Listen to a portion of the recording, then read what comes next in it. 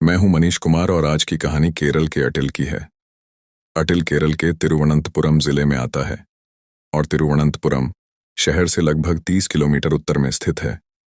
कहानी की शुरुआत होती है अहिंगल में रहने वाली अनुशम से, जो एक मध्यम वर्गीय परिवार की शिक्षित महिला थी।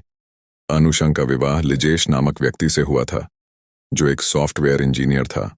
अनुषा और लिजी का एक प्यारा सा परिवार था, जिसमें उनकी 3 साल की मासूम बेटी स्वस्तिका और लिजी की माँ विजय माँ शामिल थी।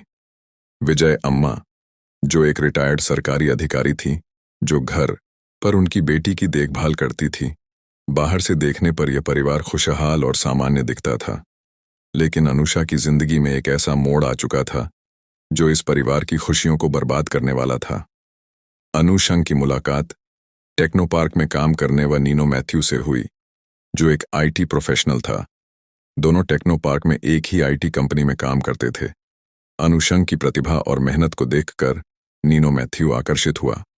दोनों के बीच धीरे धीरे दोस्ती बढ़ी और अनुशा को नीनो में वह सब कुछ मिला जो उसने कभी महसूस नहीं किया था। नीनो मैथ्यू, जो खुद शादीशुदा था, अपनी पत्नी के साथ अच्छे संबंध नहीं रखता था।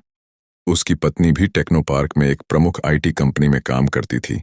जब उसकी पत्नी को नीनो और अनुषा के संबंधों के बारे में पता चला, तो उसने नीनो से दूरी बना ली और वह अपने बच्चे और नीनो के बुजुर्ग माता पिता के साथ घर की निचली मंजिल पर रहने लगी, जबकि नीनो मैथ्यू पहली मंजिल के एक कमरे में अकेले रहने लगा। नीनो स्वभाव से मृदुभाषी था और बहुत कम लोगों से ही दोस्ती रखता था। नीनो की अपनी शादीशुदा जिंदगी अच्छी नहीं चल रही थी और वह अपनी पत्नी और बच्ची से दूर अपने ही घर की पहली मंजिल पर अकेले रह रहा था। धीरे धीरे अनुशा और नीनो के बीच आकर्षण बढ़ने लगा और दोनों एक दूसरे के करीब आ गए। पहले यह रिश्ता सिर्फ काम तक ही सीमित था, लेकिन जल्द ही उनके बीच एक भावनात्मक जुड़ाव पैदा हो गया। नीनो की मीठी बातें और उसका ध्यान अनुशा को भाने लगा और वह अपनी शादीशुदा जिंदगी से दूर होने लगी। वह नीनो के साथ एक नई जिंदगी शुरू करने के ख्वाब देखने लगी, जहां कोई बंदिशें ना हो और वह उसके साथ आज़ादी से रह सके। न ऑफिस में काम के बाद भी नीनो और अनुषा मिलते रहे। दोनों घंटों फोन पर बातें करते, हंसी मजाक और प्यार भरी बातें करते। धीरे धीरे यह सिलसिला इतना बढ़ गया कि नीनो हर रोज अनुषा को उसकी कंपनी से अपने कार में बैठाकर घर छोड़ने लगा। यह बात ऑफिस के कुछ लोगों की नज़र में भी आई, लेकिन किसी ने कुछ नहीं कहा। अनुशा की अब नीनो के साथ वक्त बिताने के हर मौके का फायदा उठाती और अपने परिवार से दूर होती चली गई। हालांकि यह रिश्ता ज्यादा दिनों तक छिपा नहीं रहा। एक दिन जब लीजी ने अनुषा के फोन पर कुछ शकजनक देखा, तो उसकी दुनिया उलट-पुलट हो गई। उसने अनुशा और नीनो के बीच की बातचीत पढ़ी, जो कि सिर्फ दोस्ती नहीं थी, बल्कि साफ तौर पर एक गहरा रिश्ता था। चैट्स में दोनों के बीच प्यार भरी बातें और भविष्य की योजनाओं की बात हो रही थी। लीज का गुस्सा फूट पड़ा। उसे यकीन नहीं हो रहा था कि उसकी पत्नी उसके साथ ऐसा धोखा कर सकती है। लीज ने तुरंत अनुषा से इस बारे में बात की। उसने उसे बुलाया और सीधा सवाल किया, यह सब क्या है? तुम और नीनो के बीच क्या चल रहा है? अशांति पहले तो बहाने बनाने लगी, लेकिन लीजी ने साफ साफ शब्दों में कह दिया, मैंने सब कुछ पढ़ लिया है। ये सब यहाँ नहीं चलेगा। या तो तुम ये सब खत्म करोगी या फिर हमारे बीच सब खत्म हो जाएगा। अशांति ने कोई जवाब नहीं दिया, क्योंकि उसके दिल और दिमाग में अब नीनो के साथ एक नई जिंदगी बस चुकी थी। वह लिजीश के सवालों से बचने की कोशिश करने लगी, लेकिन अंदर से वह जानती थी कि अब चीजें पहले जैसी नहीं रहेंगी। अनुषा और नीनो एक दूसरे के साथ जिंदगी बिताने का सपना देखने लगे, लेकिन उनके रास्ते में अनुषा की बेटी और उसका पति सबसे बड़ी रुकावट थे। यह घटना 2014 की है। 16 अप्रैल 2014 का दिन था। लिज अपने काम से बाहर गया हुआ था और घर में उसकी माँ विजय अम्मा और बेटी स्वास्तिका अकेले थीं। दोपहर के वक्त एक युवक ने मौके का फायदा उठाया और लिजी के घर पहुंच गया। उसने विजय अम्मा से खुद को लिजी का दोस्त बताया और शादी का निमंत्रण देने के बहाने घर में दाखिल हो गया।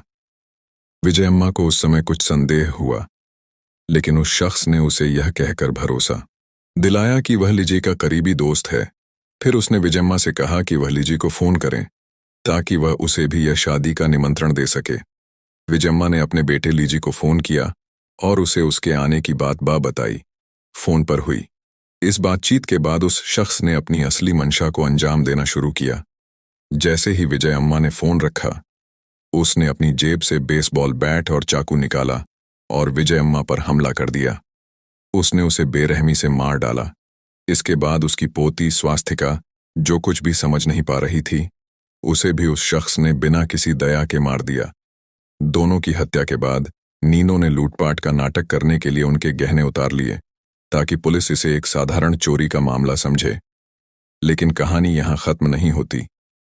नीनो जानता था कि लीजी ऐश को भी मारना जरूरी है ताकि वह अनुशाकी के साथ अपनी जिंदगी आराम से बिता सके। उसने घर के अंदर छिपकर लीजी का इंतजार किया। लगभग आधे घंटे बाद लिज घर लौटा और जैसे ही उसने अपनी मां और बेटी को मरा हुआ देखा, वह सन्न रह गया। उसे पहले कि वह कुछ समझ पाता, नीनो ने उस पर भी हमला कर दिया। लेकिन लीजी की किस्मत अच्छी थी। वह नीनो के वार से बचकर घर से बाहर भाग निकला और मदद के लिए चिल्लाने लगा। उसकी आवाज सुनकर पड़ोसी इकट्ठा हो गए। नीनो को मौके से भागना पड़ा, लेकिन वह ज्यादा दूर नहीं जा सका। पुलिस ने जल्द ही नीनो को पकड़ लिया और लीजी के बयान के आधार पर उसकी पहचान भी पक्की हो गई। लिजेश पहले से ही अनुशंग और नीनो के अफेयर के बारे में जानता था, क्योंकि उसने एक दिन अनुशंग के फोन पर दोनों की अंतरंग बातचीत देखी थी। जांच अधिकारी आर प्रताप नगर एम अनिल कुमार ने इस मामले की बड़ी बारीकी से जांच की।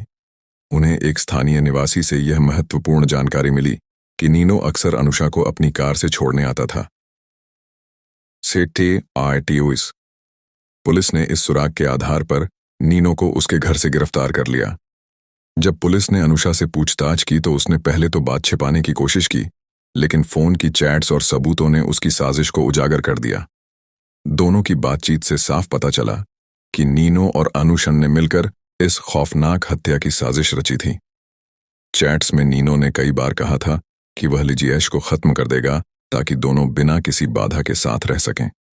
इस हत्याकांड में 41 गवाहों को पेश किया गया और 85 से अधिक दस्तावेजों का उपयोग सबूत के रूप में किया गया। पुलिस ने नीनो के घर से हत्या के हथियार, खून से सने कपड़े और 0722 सोने के गहने भी बरामद किए, जिन्हें उसने लूट के प्रयास का रूप देने के लिए चोरी किया था। आखिरकार कोर्ट में इस जघन्य अपराध का पर्दाफाश हुआ और दोनों को दोषी ठहराया गया। नीनो को पूजापुरा सेंट्रल जेल में भेज दिया गया, जबकि अनुषा, जो शुरू से ही सब कुछ जानती थी और इस साजिश में शामिल थी, उसे भी सजा सुनाई गई। अदालत ने अपनी टिप्पणी में कहा कि अनुशन ने जिस तरह अपनी ही बेटी की हत्या की साजिश रची, वह मातृत्व का अपमान है। नीनो को अदालत ने निर्दोष मासूम की निर्मम हत्या का दोषी ठहराया। दोनों को आजीवन कारावास की सजा सुनाई गई।